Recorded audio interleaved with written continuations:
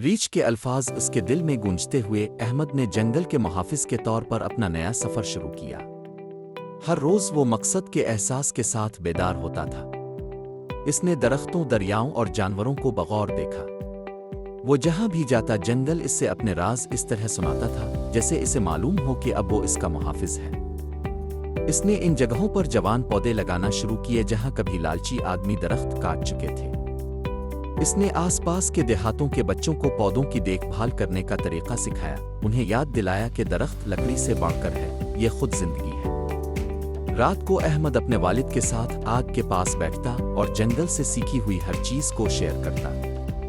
اس کے باپ نے اپنے بیٹے پر فخر کرتے ہوئے آہستہ سے کہا، تمہاری ماں جنت میں مسکرا رہی ہوگی احمد۔ تم وہ کر رہے ہو جو بہت کم لوگوں میں کرنے کی ہمت ہے، تم زمین کو ٹھیک کر رہے ہو۔ لیکن احمد جانتا تھا کہ اس کا مشن آسان نہیں ہے۔ لالچی آدمی ابھی تک وہاں موجود تھے، درخت کاٹ رہے تھے اور چھپ کر پتھر توڑ رہے تھے۔ اس نے فیصلہ کیا کہ وہ غصے سے ان کا مقابلہ نہیں کر سکتا، اسے حکمت کے ساتھ ان کا مقابلہ کرنا ہے۔ لہٰذا احمد نے اپنے جانوروں کے دوستوں، عقلمند ریچھ، ایک چالاک بندر اور روشن طوطوں کے جھنڈ کی مدد سے جنگل کی زیادہ قریب سے حفاظت شروع کی۔ جانور اس کی آنکھیں اور کان بن گئے۔ جب بھی خطرہ آیا وہ اسے خبردار کرتے۔ انہوں نے مل کر محافظوں کی ایک چھوٹی لیکن طاقتور فوج بنائی۔ جلد ہی آس پاس کے گاؤں کے لوگوں نے احمد کی ہمت کو دیکھا۔ انہوں نے دیکھا کہ جہاں اس نے درخت لگائے تھے وہاں جنگل پھر کیسے کھل رہا ہے۔ انہوں نے دیکھا کہ دریا کس طرح صاف ہو رہے ہیں جہاں اس نے پتھروں کو کاٹنا بند کر دیا۔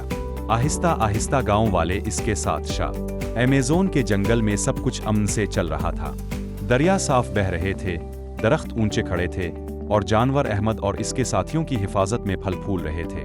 احمد کو اس بات پر فخر محسوس ہوا کہ اس کی کوششیں فطرت کا توازن بحال کر رہی ہیں۔ لیکن ایک رات جب وہ سو رہا تھا، آسمان تاریک ہو گیا۔ ایک طوفان برپا ہونا شروع ہوا، اس سے زیادہ خطرناک جو کبھی اس کی ماں کو لے گیا تھا۔ جنگل میں بجلی چمکی اور گرج نے زمین کو ہلا کر رکھ دیا۔ احمد کے والد نے جلدی سے اسے جگایا۔ احمد کے لگائے ہوئے درختوں اور پتھروں کی وجہ سے جنگل مضبوط کھڑا تھا۔ پانی پھر بھی آیا لیکن اس کی طاقت اور رفتار کم ہو گئی۔ طوفان تیزی سے گزر گیا اور گاؤں بچ گیا۔ درختوں نے مٹی کو تھام رکھا تھا، پتھروں نے سیلاب کو کم کیا تھا اور جنگل نے اپنے لوگوں سے۔ صبح تک آسمان صاف ہو گیا۔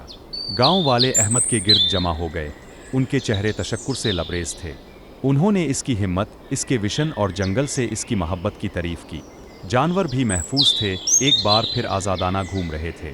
اس دن سے ایمیزون کے لوگ احمد اور اس کے ساتھیوں کو جنگل کے محافظ کہتے ہیں۔ اور ایک ساتھ انہوں نے ایک طاقتور پیغام دیا، اگر انسان فطرت کو تباہ کر دے گا تو قدرت سخت جواب دے گی، لیکن اگر انسان اس کی حفاظت کرے تو بدلے میں قدرت ان کی حفاظت کرے گی۔